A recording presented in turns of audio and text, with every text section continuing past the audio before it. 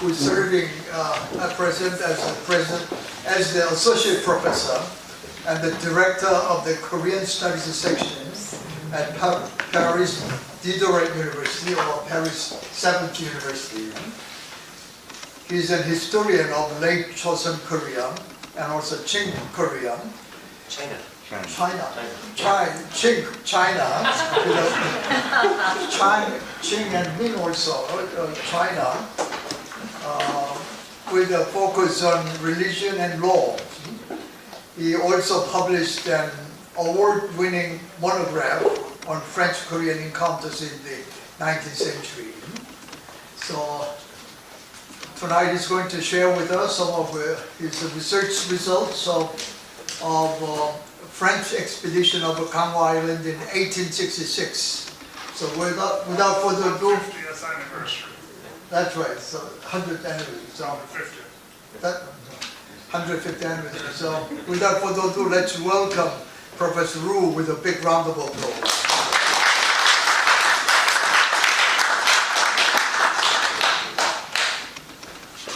Let me go and change for next slide. Okay.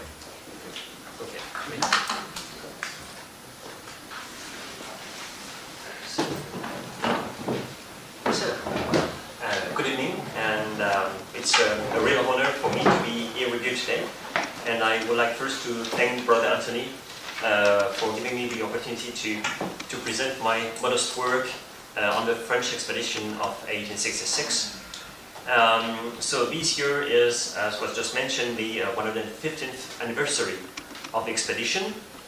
And the expedition precisely took place in October and November. And 150 years ago, on October 25th at 7 p.m., I guess, or 7:30 p.m., I guess most of the French fleet was perhaps in Ganghwa or in the near island, waiting for Koreans. And actually the French fleet arrived a few weeks earlier with the official plan to establish a protectorate in Chosŏn. But the naval campaign completely failed, and the French troops stayed on Ganghwa Island for a month and they finally withdrew. That's, well, the expedition in a few words.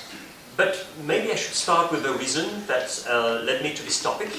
I started working on this French expedition something like 10 years ago when I was preparing my third MA degree in Paris, and I was working my dissertation at that time. And this MA degree was revised and revised and revised for several years, and it was finally published in a small 460 pages monograph. So entitled in French, so the Cross, the Whale and the Cannon, so French policy toward Korea in the mid-19th century. And there is also kind of, I say, family history in this book. Well, my ancestors did not take part in this invasion or expedition or whatever, but well, in 2002 when I met a Korean guy in Daejeon, a guy who would become a few years later my father-in-law, when we first shake our hands, and then, so I said 안녕하세요, and we responded, well, this is not bad, I don't like you, but I mean, you French guys stole our national properties in 1866, and my great-great-grandfather was also fighting with the French at that time, and he lost his hand. So, okay, yeah, well, sorry. So, well, it was not that good, well, but I won this go. Anyway, so that's part of the family history. So this expedition, So this expedition has, I would say, several names, or several denominations, sorry, it's very good.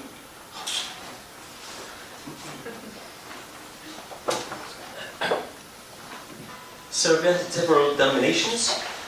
So in France or in the West, it's usually called the French expedition, or the the Kanwa incident or the French invasion.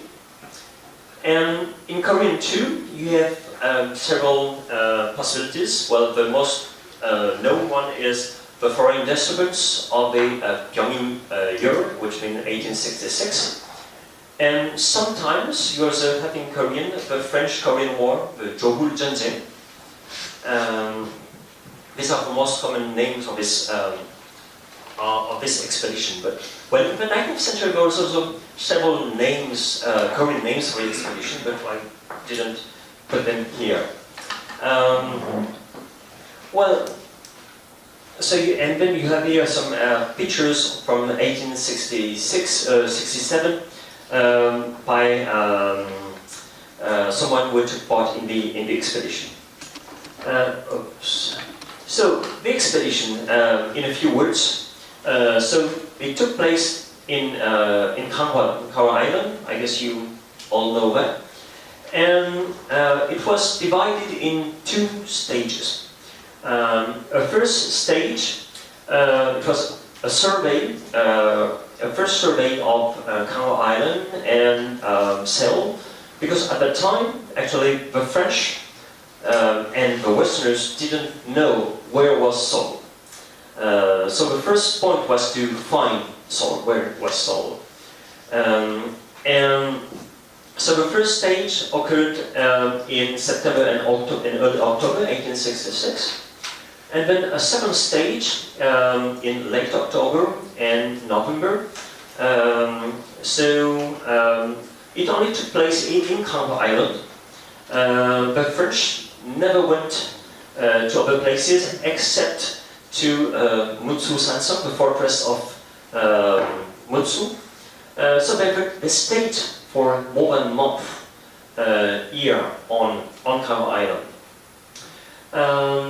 And well, so this expedition, well, I won't go into details about all of this because I invite you all to come on Sunday for the expedition we will do with the Royal Society in Kanwa. So please come, and so we will continue the talk there. Well, what I wanted to say about that is that this expedition was largely unknown in France, but is widely known in Korea. The fact is that the French came to Korea with the idea to invade Korea, and when they first arrived on the Korean shores, they said to the local officials, "You guys killed 9 of us, 9 French missionaries. So we will kill 9,000 of you Korean people." Yeah, that's quite nice. Yeah. And so in Korean textbooks, so this event is still present as the first Western attempt to colonize Korea, even though the French actually didn't want to colonize Korea. That's an interesting story. Officially, they went to colonize, to make a protectorate, but, well, they never colonized Korea. And actually, the real Admiral Rose, who went to Korea, didn't want to colonize Korea. But this event, as I guess all of you know, well, the French stole precious documents, the royal books, from the Royal Library, the Wekejangak there.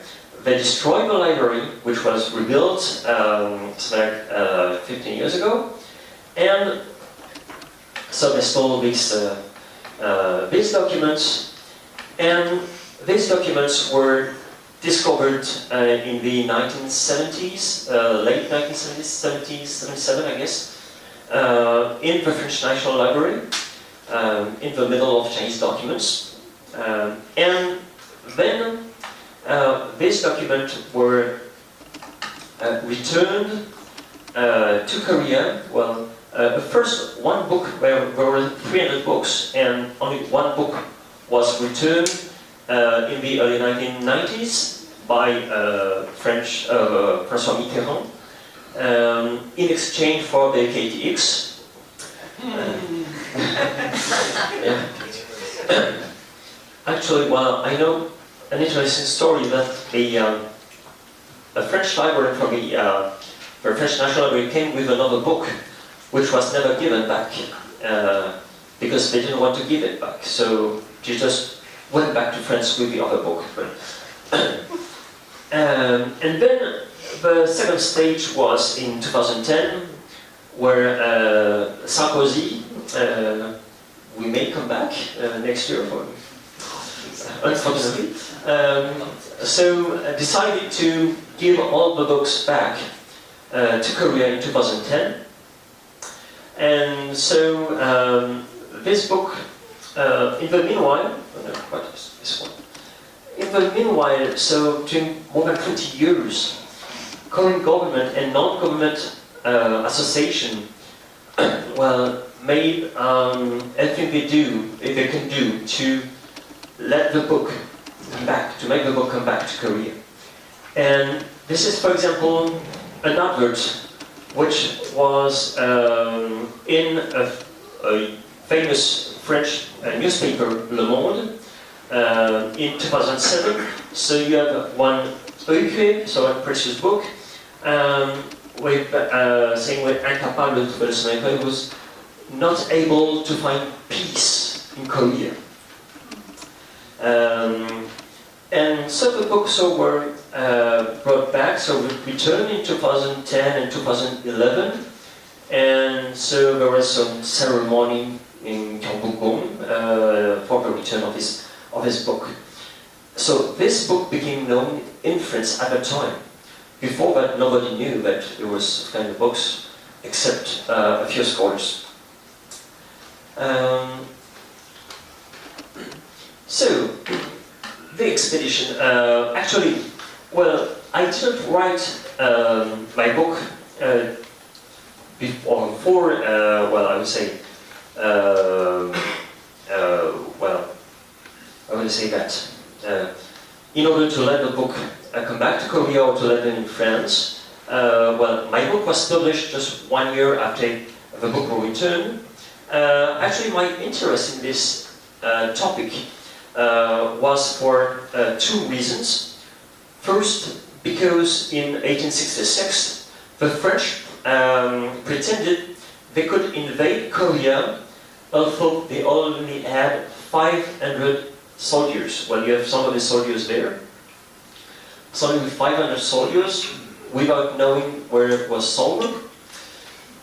So it was quite impossible. So why? And second, because Korea used to be presented in Western sources as a poor country without any resources, and very far in Northeast Asia, so quite useless for the French. So I guess all of you know that the two clichés of the Hermit Kingdom and the Land of the Morning Calm were coined or appeared at that time. So basically there were two reasons why I came to this topic. And so why the French only stayed in Kanhwa and did not go to Seoul. And actually when the French were in Kanhwa in October and November, a lot of local people came to the French and said, why do you stay here? Why don't you go? You say you want to invade Korea, why don't you go to Seoul? No. And they just stayed there. They just stayed there, they just withdrew at the end in mid-November. So, in order to understand why the French went to Korea, I started from the beginning, which is, I would say, kind of official chronology, if I may use official chronology of early encounters between France and Korea. As you can see here, all these major dates are all finishing with the years, all finishing with 6. So in 1836 you have the arrival of the first French missionary in Korea, so Pierre-Emmanuel from the Paris Foreign Mission Society. Then in 1846, then you have an expedition of Rear Admiral Cecil on the southwest coast. and it demanded an explanation for the execution of 3 missionaries in 1839. Then in 1856, so there is a survey of the Korean coast by another Rear Admiral, Guérin, which was ordered by Napoleon III. Then in 1866, I guess you all know the execution of 9 missionaries and several dozens of faithful, sorry for the 2F. And then the extent over. First piece was in French, so I put it in English, so sorry for all this problem. So there's a political expedition ordered by the chargé d'affaires in Peking, Henri de Bellonnet, and it was led by the Rear Admiral Rose. And then 1876, you have 2 French missionaries were entering Korea once again, and then 1886, so the French-Korean Treaty. So basically all years with 6. So what I try to do in my work is to go between every 6, to see what happens between the 6. And I think quite a lot of interesting things. Quite a lot of interesting things. And if you look at the website of the French embassy in Seoul, then you see you have already 6, 86, 36, or 39, 46, 66, 66. So it's 86. It's all 6. So once again, it's kind of official chronology. And so I try to go beyond that. But the problem with that is that usually, well, the expedition of 1866 is used as an explanation for everything. Everything is settled about 1866. Right? This is, well, somehow true, but, well, you cannot just say, but, well, with 1866 you can explain everything.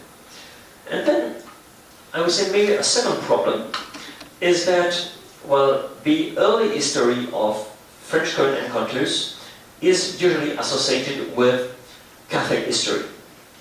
And there is perhaps too much on Catholic history. Well, I also work on Catholic history, but I think that maybe too much has been said, too much has been done about Catholicism in early encounters between France and Korea. You have here support, I guess, yeah. So yeah, Bishop Vernon was beheaded in 1866, and he used to travel. I guess some of you may know that French missionaries used to travel with this kind of clothes, what we are called in Korean sangbok. So the clothes used for mourning. So in this way, so you can't see the face. So that was the reason why they used this these clothes. And this drawing was done by this missionary, Ridel, Father Ridel, who became bishop at the end of his life. So Ridel, you have him here in Paris in 1860, and then you have him as a Korean guy in 1866. Actually, Ridel was the missionary. Well, at that time in 1866, you had 12 missionaries in Korea. 9 were executed, only 3 remained, and they all fled to China. And the first to flee to China was Ridel. He first went to North China and then to Shanghai, and it is in Shanghai where he took this picture. Well, this picture was taken with 3 Korean converts. And then Ridel went back to Korea with the French fleet as a kind of guide and translator or interpreter for French. So I pretty like this picture you have here. So you see that the French guy and the Korean guy, well, you know, so they couldn't wear such clothes in Korea, of course, at the time. Then just to go back a little earlier, before coming back to 1866, just that's the main interest of the French at the time, in the mid-19th century, was of course China. Of course China, but there were also several interests, you know. Of course, Korea, Vietnam, Ryukyu, or nowadays Okinawa, and Japan. And you see that all these countries were related. They're all around China. I mean that, for example, when you read French correspondence, French letters written by officials and consuls and naval officers, Korea is almost always associated with Vietnam, or with Japan, or with Ryukyu. Korea is, well, in the 1840s and 1850s, it always never come alone. It's always with these other countries. And the aim is to enter China. And the fact that Korea was there and not far from Beijing was one of the reasons why the French wanted to do something with Korea, to go to Korea, perhaps not to make a protectorate of Korea, but to get there, to have open ports there, and so on.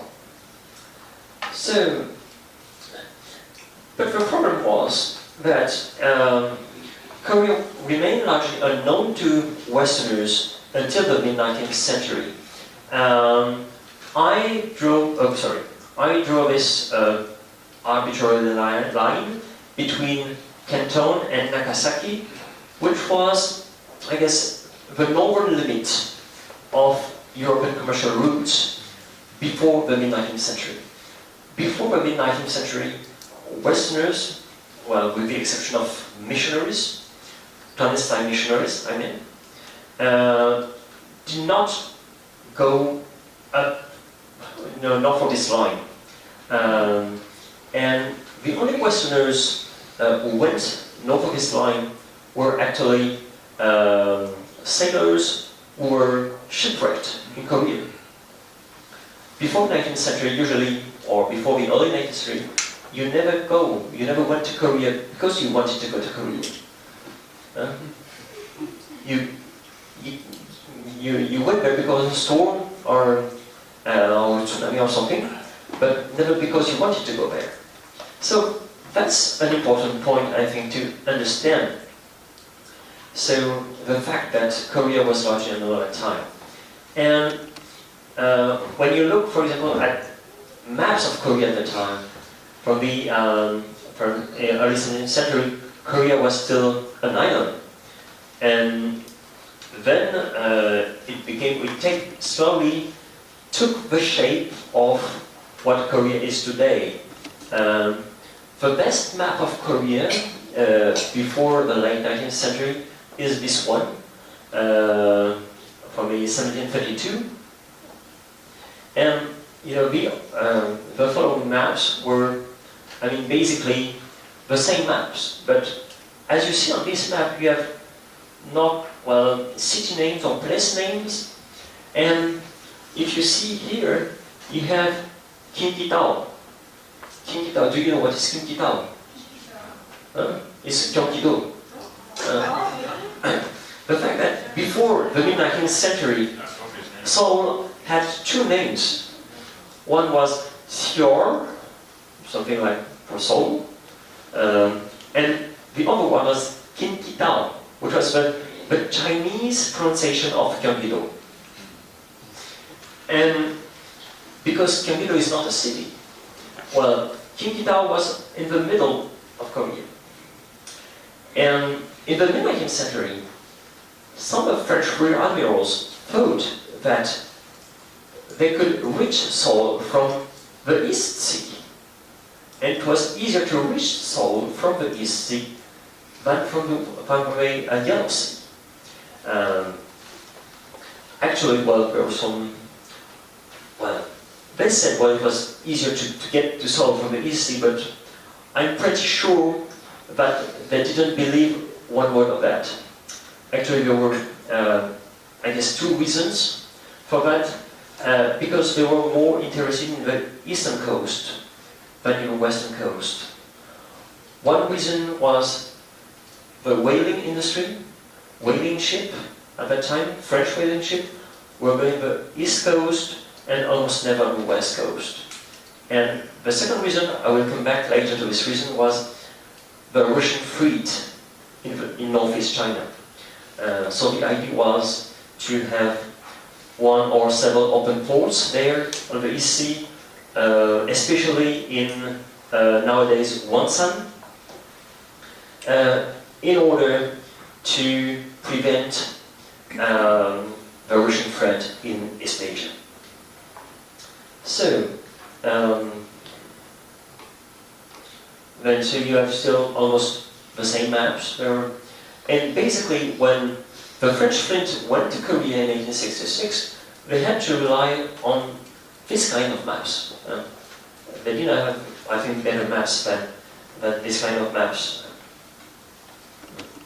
Another problem with the knowledge of Korea at the time, I know that many of you here understand French. The fact is that here we have perhaps the best known French dictionary, which is still used today.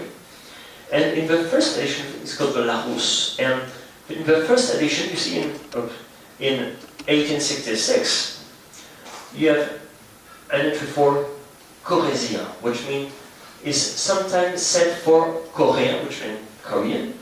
And we also say Coréen, which is, even for nowadays, it's been strange. Well, I mean, Corésien, it's today, if you say Corésien, it's the native place of our beloved President, François Hollande.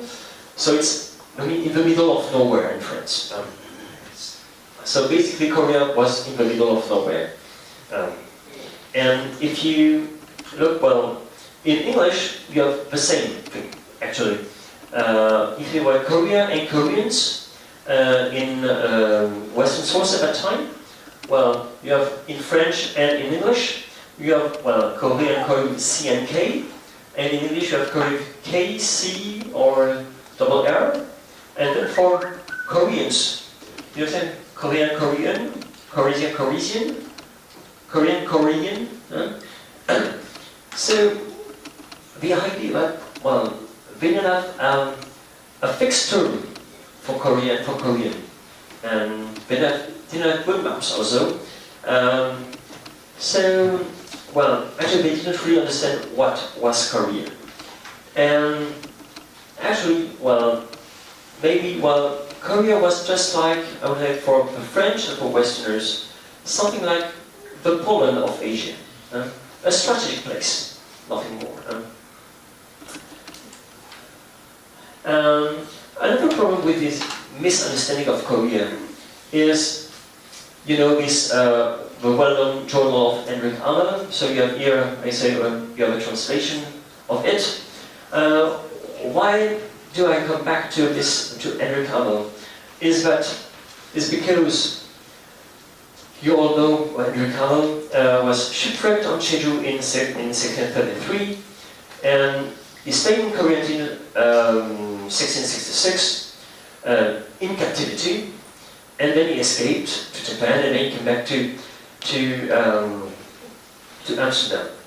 And the problem with Hamala is that he wrote his journal was I would say stored or conserved in the Netherlands, and the fact it was published in 1668 with a lot of anecdotes and strange matters inside, and it was translated in French, German, English, and so on. And the major point in the journal is that for foreigners, well, for Westerners, Korea is a place where if you go there, well, you will be a prisoner, you'll be in captivity, or perhaps you will be killed. So that's basically the idea. And there is no resource, or no interesting resource for Westerners there. And this idea of Korea as a place where you are staying in captivity remained in Western minds until the 19th century. And especially when Western missionaries, French missionaries, went to Korea, I mean, 12 of them were beheaded. So in 1836, 1839 and 1866. So basically, if you go to Korea, you're a prisoner or you're killed. So that's the point. So that was one of the major reasons why the Westerners didn't try to go to Korea before the early 19th century. But it also became actually one of the reasons, I mean, in the 1850s and 1860s, precisely one of the reasons why we Westerners should go to Korea, because this place is not safe. We have to secure this place to avoid this kind of problems. And this is, so it's the ship, the Sparrow, which was rebuilt in 2003 for the 350th anniversary of the shipwreck. Anyways, you can visit its museum now in Jeju Island. But what I wanted to say is that Korea was unsafe, and a well-known example is, I guess a lot of you may know this, the incident of General Sherman was an American ship who went to Pyongyang in 1866 in the, I don't remember if it was August or July anyway, in August, thank you. August 1866. And, well, all the Americans were killed, and North Korean historiography says that the grandfather of Kim Il-sung took part, or led the North Koreans against the first American imperialist aggression of Korea. And you even have this movement in Pyongyang, which commemorates the Nije Timnakson, so the imperialist ship from the imperialist, American imperialist, the Chosŭn Ho, and so this in commemoration of this event. And there is even a stamp in North Korea that this event, so the Nije Timnakson, the imperialist, the American imperialist ship. So this is the most well-known shipwreck or incident at the time. But on the French side too, you had several incidents. At the beginning of my talk, I told you that in 1846, a real mule called Cécile went to Korea because he demanded an explanation for the execution of 3 missionaries. So he left, this one. So he left Canton, went to the Ryukyu, to Japan, and then to Korea. You see, I told you that Korea is always linked to Japan, Ryukyu, or Vietnam. And then, so he went there, so he couldn't find someone. Just said, okay, I leave a letter to the government, and I will come back next year to give the answer. And the next year, his successor, Lapierre, so he left Canton and went to Korea, and with 2 vessels, and the end was a shipwreck. So, humiliation. We went to Korea for an explanation, and we just asked for food, just for help. So, and when you look at French sources, this event was presented as an humiliation for 20 years, until 1866. We have to do something because of this humiliation. So it was one of the reasons why the French wanted to go to Korea also in 1866.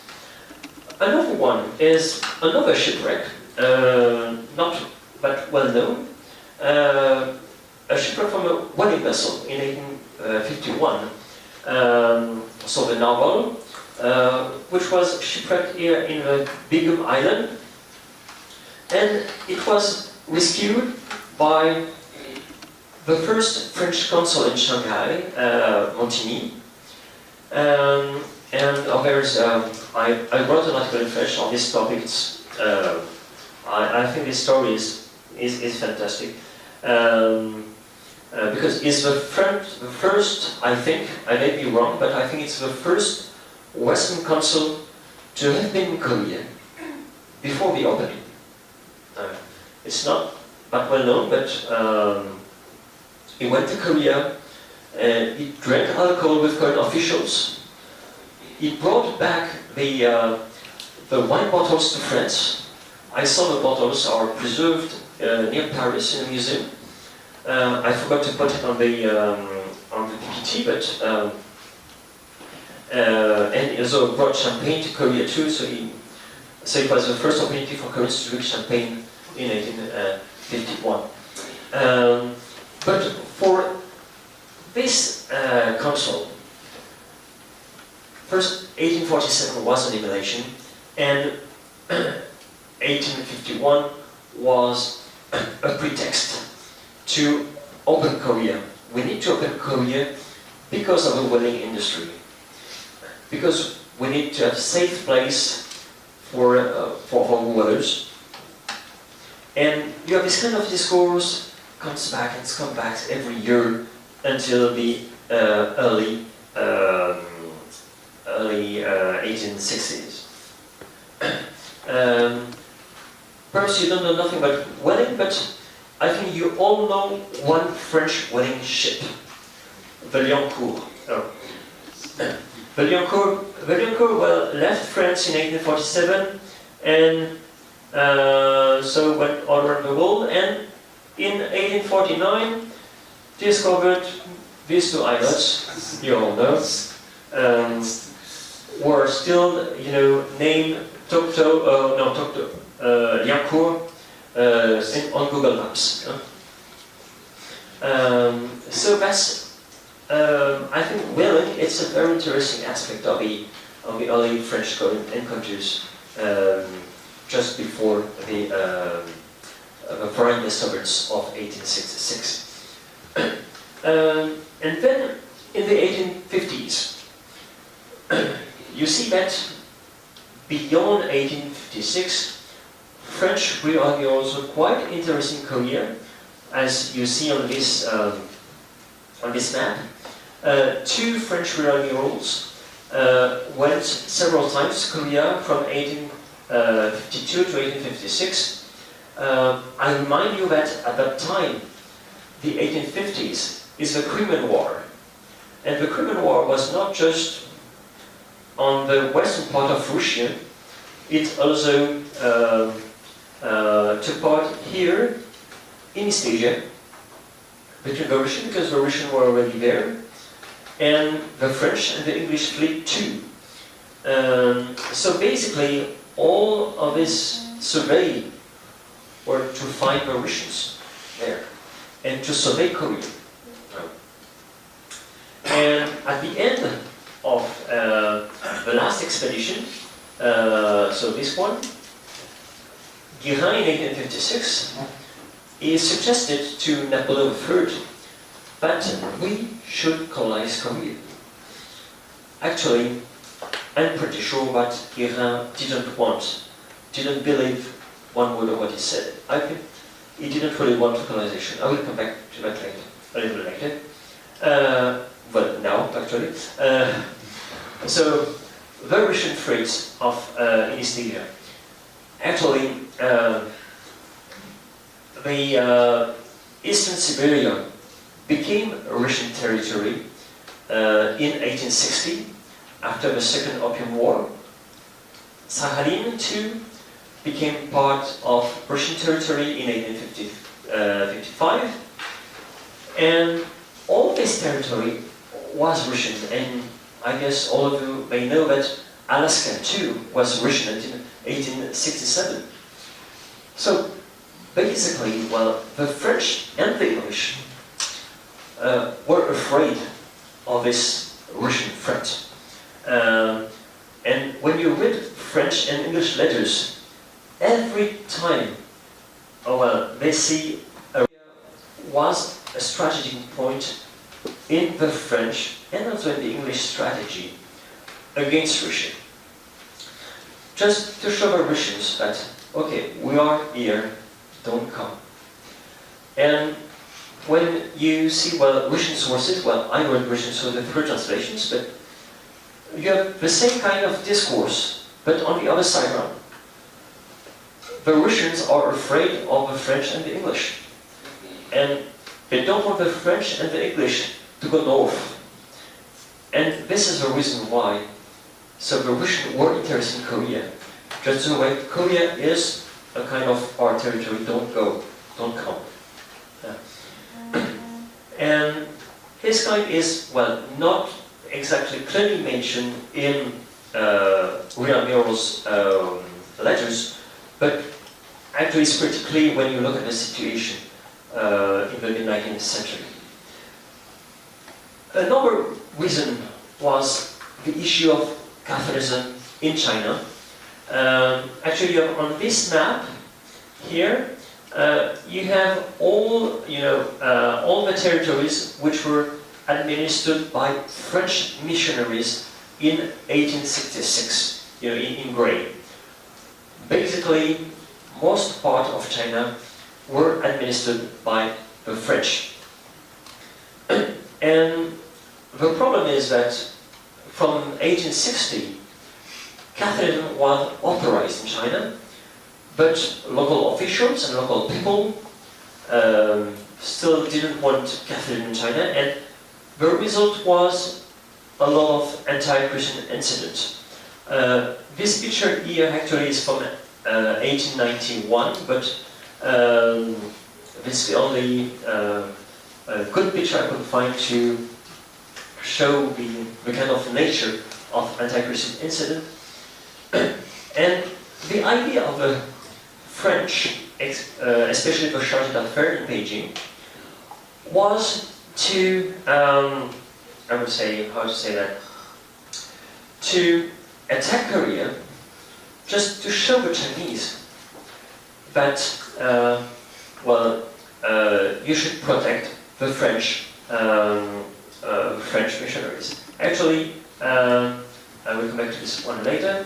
The idea is, later I had no time to translate in French and in English, sorry, but basically a letter from the chargé d'affaires to the Ministry of Foreign Affairs in Paris says that, well, if this the news of the martyrdom of our fellow French missionaries and local Korean Christians is not followed by a kind of revenge, then the life of 500 missionaries in China will be in danger. So it's pretty clear in this letter. And this is the reason why, not this one, this is the reason why the same chargé d'affaires in 1866 wrote this kind of letter when the same day on which the King of Korea laid his hand upon my unhappy countrymen was the last of his reign. He himself proclaimed his hand, which I in my turn solemnly declare today. In a few days our military forces are to march to the conquest of Korea, and my august Emperor, Naval III, reserves the right and the power to dispose of the country and back and forth as he sees it, as he sees. And actually, the same letter was translated in Chinese and sent to Prince Kong, who was the head of the Zongli yamen, so the Office for General Management, which was actually the kind of ancestor of the Ministry for Foreign Affairs. And basically, the aim of this letter was to show to the Chinese government, that they could do this revenge without any problem in Korea. Actually, they didn't really care about the result of the so-called invasion that would fail, obviously. But the idea was to show the Chinese that we are going to take our revenge in Korea. So that's the point. Then, but the result, as you, I guess, all may know, is that the expedition was a failure, a complete failure.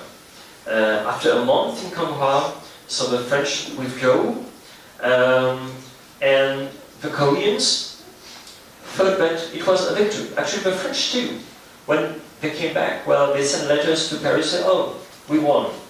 And the Koreans too, they won. When the Koreans sent an embassy to China at the end of 1866, they just said to the Chinese government, oh, we won. Okay. And now when you read Chinese sources from the 19th centuries will recognize that Korea won the war against the French. And one of the consequences is that, well, the Taiwan, so the regent, so closed the country and gave some awards to for example, to Yang Han-su, the colonel who won the war against the French. Now, if you go to Kanwa on Sunday, you will be able to see this story about so the colonel Yang Han-su, who is Saint John B. So the story where they showing that we won the war against the French. And then I guess you all know this this well-known study, the Chokwabi. I always forget how to translate in English, but this kind, you know, when the foreign warriors invade us, not to lead a war against them, it's to I would say to make peace with them, and to make peace with them is to sell our country. So I think this one also, I guess, is maybe in Kanwa. I may have taken this picture. But anyway, so that was one of the conclusion of the expedition. Another not well-known fact about this expedition is that on the Korean side, next to the military response, the Chosŏn government also required diplomatic support from Qing China and Edo Japan with more or less success. The idea to require diplomatic support from China is quite obvious. Korea was still a tributary country at that time, and Korea has required diplomatic support every time since 1816, every time when Western vessels came to Korea, so Korea required diplomatic support. So that's quite obvious. And on the Japanese side, and with the last point of my paper, Japan also, Korea also required diplomatic support to Japan. But why to Japan? Actually, in the mid-19th century, Japan suggested to Korea the opening of Korea, but Korea refused every time, until 1876, as you know. However, in 1866, Korea requested the help of Japan against the French. And the reason is quite interesting. But to understand that, we have to go back to the 17th century. Because in the 17th century, Edo Japan carried a very severe anti-Christian policy, and at that time requested Korea its help to eradicate Catholicism. So concretely, at that time, Japan requested the Chosŏn government to prohibit Christianity and to cooperate with Japan. Because Catholic converts at that time used to disguise themselves as merchants, and Chosŏn officials were requested to turn over to the Japanese house in Busan all the non-authorized foreign merchants arriving on its shores. Of course, the Koreans never provided this, never accepted, but during 50 years the Japanese always requested that. And they just said, well, you send us the ships and we will examine the ships in Nagasaki, and if we find that members of the ship are Christian, we will execute them. And actually in the 19th century, a consequence of this policy is found here in 1866. actually, when Europeans arrived on Korean shore with the declared goal of trading or invading the peninsula, the Chosŏn court decided to inform the shogunate, Tokugawa Japan, of the presence of these non-authorized vessels and their possible link with Catholicism. And this occurred at two times. The first time in 1845, where an English vessel, led by Sir Edward Belcher, came to Jeju. At that time, Seoul sent a letter to Edo, or to nowadays Tokyo, asking for diplomatic support and the possible link with Catholicism. And then once again in 1866, the Chosŏn state hoped to obtain Japanese support in order to repel the Western vessels, but these efforts finally proved unsuccessful. So maybe, I think I have talked for almost 1 hour, I guess, almost 5 minutes. So just in conclusion, well, I just want to point out that this event is something more than just encounter. Well, 1866 is just more than an encounter or a battle between France and Korea.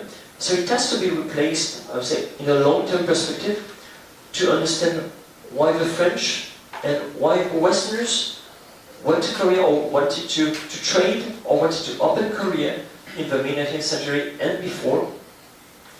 And actually, well, I would say we have to go beyond the idea of a clash of civilization, but through this example, perhaps it's not just a clash, but a kind of misunderstanding.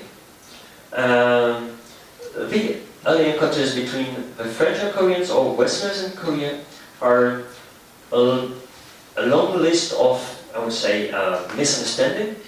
A good example is, for example, the fact that, as I mentioned, well, if Westerners go to Korea, well, they will end as prisoners or they will be beheaded. But actually, the Chosŏn state carried a policy of cherishing men from afar.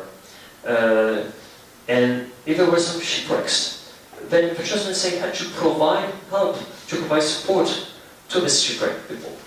And it was only when these Westerners came with their Catholic faith that it became more problematic.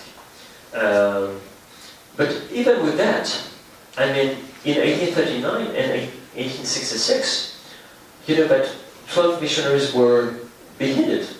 But the Korean government, Chosŏn government, actually proposed these missionaries to leave the country.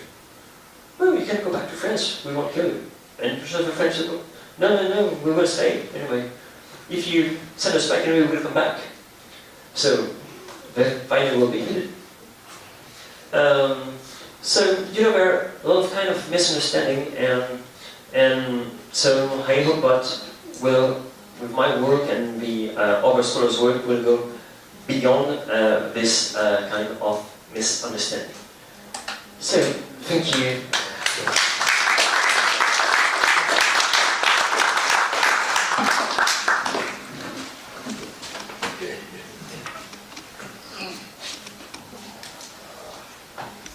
I think Professor Wu can entertain a few questions from the floor. So the first one. What is the status of the invade now? Is it still officially French? Yes, it is still French. It's what we call in French a location, which is what it has to be, was a loan, yeah. It's 5 or 10 years loan, 5 years. But still, but we all know that, well, the Uruguay will never come back to France, Of course, but officially. But it's a loan, yeah, it's a loan. Yeah. Because the French law doesn't allow. Yeah, because the fact is that every document which entered the French National Library became the property of the National Library, French, and it couldn't be loaned or it couldn't be given to someone else. Books cannot be taken out of the library. So you cannot return the book. Yeah. Yes, thank you very much, very interesting. If I can just push you a little 2 points and see how far we can go. The first one was on the red line that you drew, which was very interesting and informative, and it occurred to me already before you brought in the Russians, that we've got Russian foreigners operating in that area and trying to enter Japan. And I just wondered before, if you like, the official Russian state takes over Eastern Siberia, whether there are already Russian foreigners trying to enter Korea or the Korean islands, going above that line. Of course, whether you call Russians Westerners is another question. But that's the one I suddenly thought of, where are the Russians in that analysis. And just secondly, in terms of Hamel, my reading of Hamel is that he's a little more unkind to the Koreans, basically because he's held here as a slave. I would kind of side with Hamel and say, well, that's going to give you a pretty good idea of what happens to you if you go to Korea. Pyōngin, of course, I don't know too much about Pyōngin, but he kind of integrates himself into the society. But Pyōngin was not well known about Westerners who didn't go to Korea before that time. Is it only through Hamel that we know about Pyōngin? Possibly, I don't know. Well, perhaps we should ask Baudelaire. I think it's through Hamel that we know about it. And of course, nowadays the Korean sources about it. Of course, that's also But at that time, no one knew about it. But just on the Russian one, were there Russian foreigners trying to enter Korea in the first half of the 19th century? They tried to enter Korea since the 1840s. Yes, because because they reached the region in the 1840s, and they even settled in what is now Vladivostok in the late 1850s, even before signing a treaty with China. At that time, this place was still it was still belonging to China, but the Russian was there. I think people don't always realize that it was 1860 that the Russians played that trick on China and got China to surrender its huge territory, and the link between them, the frontier, common frontier between Russia and Korea only dates from that. Exactly. There wasn't a frontier. There wasn't a frontier, of course. What was I going to say? I think part of it, you didn't mention that, of course, the opening of Japan is already, 1850? 53, 54, Perry went to Japan in 1853, and then the next year. And so with the opening of Japan, you have more and more Western ships coming, and they always needed fresh water, fresh food, firewood. And part of the interest was, especially the East Coast. And this is exactly the reason why, when the Americans opened Japan in 1854, they decided to open this city here, Hakodate, in the northern Japan. There's nothing to do there, just for whaling and because of Russians. But in terms of trade, there's nothing. Can I just... There's copies of transactions because one of the young officers on the French expedition, Henri de Bellonnet, I have a kind of fond feeling for him. He was only 22 at the time, and so he was a young guy, and he resigned from the Navy, and he was already an artist, and those pictures and the whole series of them, actually this is the first real source of many pictures, and because he did drawings which were then published in art in various reviews and magazines. And this Henri de Bellonnet then went to France, resigned from the Navy and became an artist, full-time professional artist. But in 1872 he published an article in a monthly magazine, Tour du Monde, about the expedition with a whole set of engravings of Shanghai, including scenes of daily life, people in their houses and so on. And in this article in the Tour du Monde, he does not mention any fighting, although he was actually in the last battle that he mentioned, early November 6th. Last one. So the Chosŭn, yes. A little Yes, November 6th.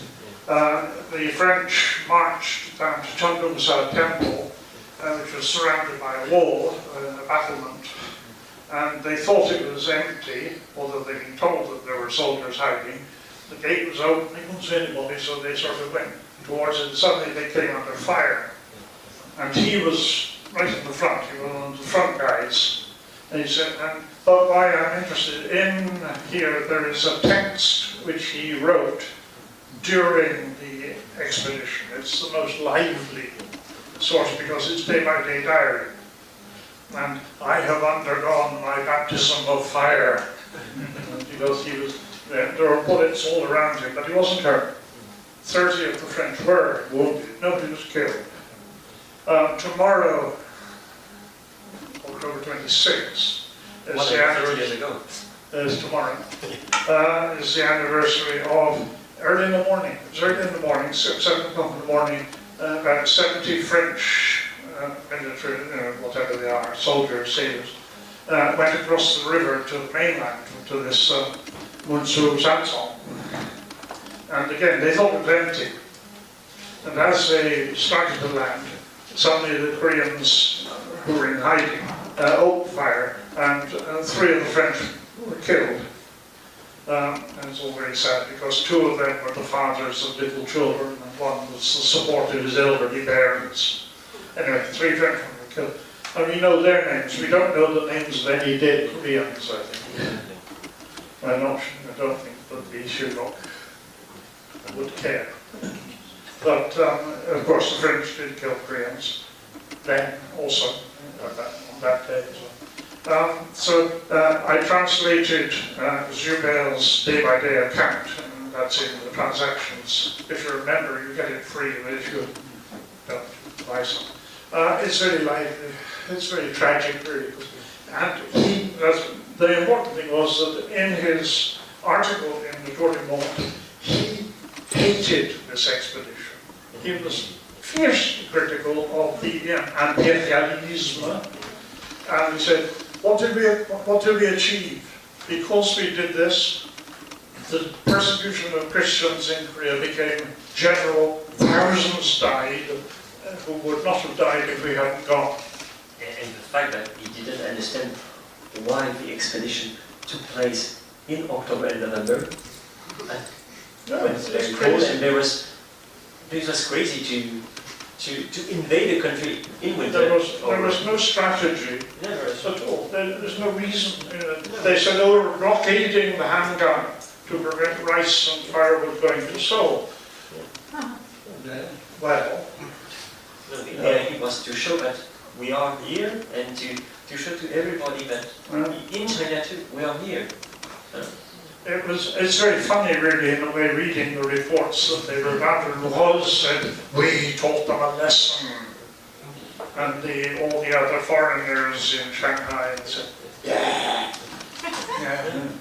You went, you didn't achieve anything, and you came back. So in a sense, it's a non-event. A war that never happened.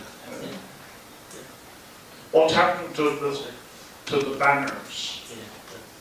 The banner, the American. Because Rose sent back 4 big banners, flags, which he captured.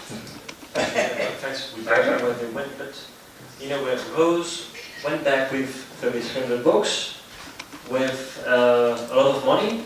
Oh, lots of silver nuggets. And also quite a few things. Chinese jade book. I think I know where some of these things are in Paris, but I won't say it because I know that the Koreans will say, okay, we want them back. And they're listed in French libraries as well. They got the Americans to give back their banner from 1871. That's in Canada. Yeah. One more question.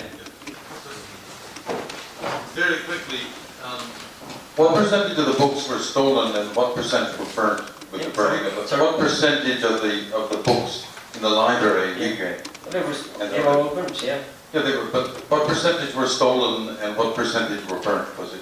I heard it was a very small percentage only. Yeah, it was a very small. Well, we don't really know actually what was the number.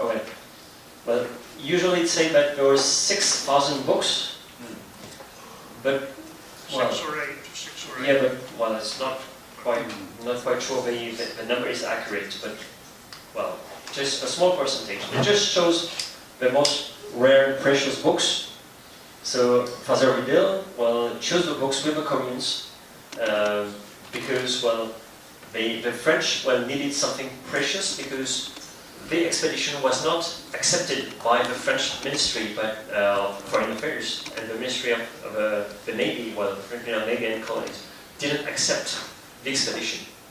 So they have to, because they have to come back with money and with precious objects. And so they chose these books. Just one other quick question. I've heard that it's never been clear that there were certain of the Catholic convert groups who, at one point or another, and it was after before this incursion, were taking militant actions and had formed armed militant groups. And I've never heard anything, that was firm or clear. No? Okay. I just heard it from people. I have no idea. Okay, thank you. Well, in French letters, the French missionaries said to Rian Rose that when you go to Korea, Korean Catholics will come with arms and so we will help you, but then didn't show up. And the French missionaries in Vietnam did the same in 1860 when the French colonized the southern coast of China. The missionaries said to the French admirals, Vietnamese Catholic will come, they will help you. Never show up.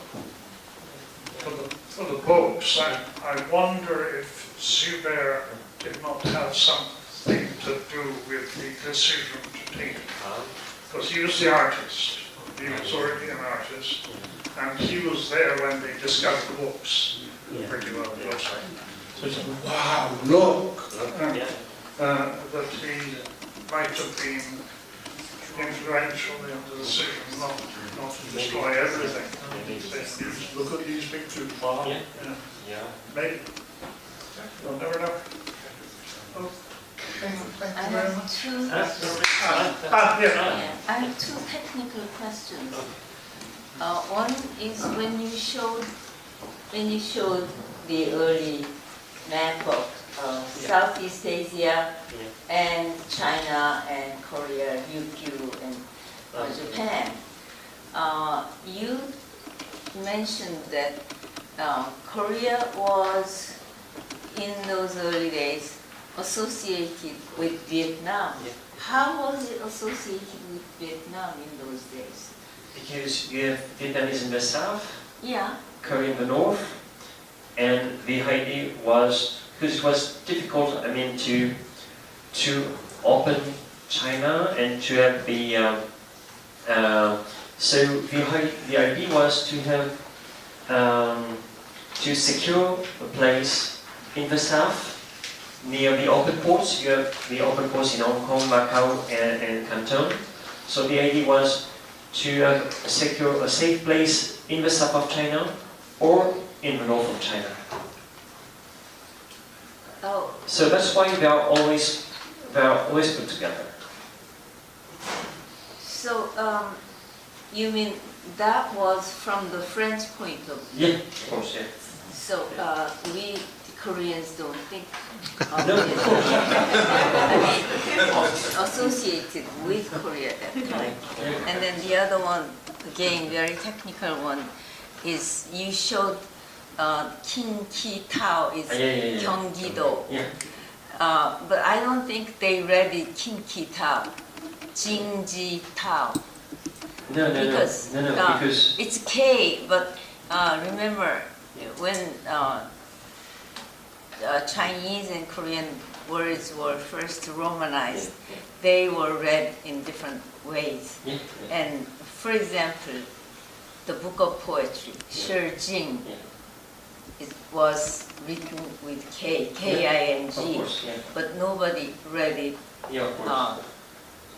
Shijing.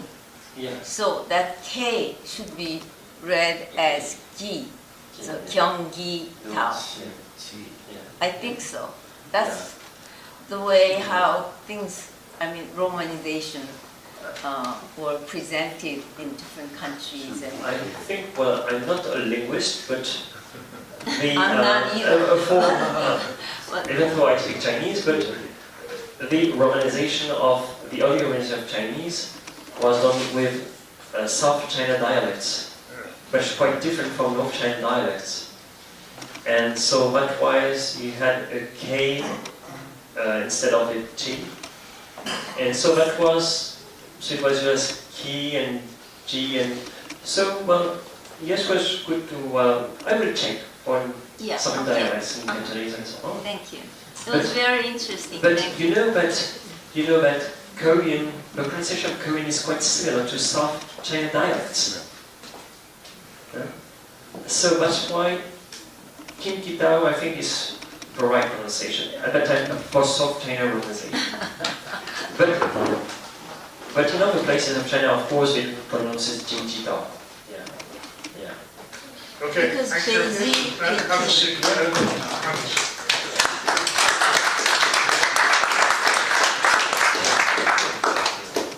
Yes, thank you.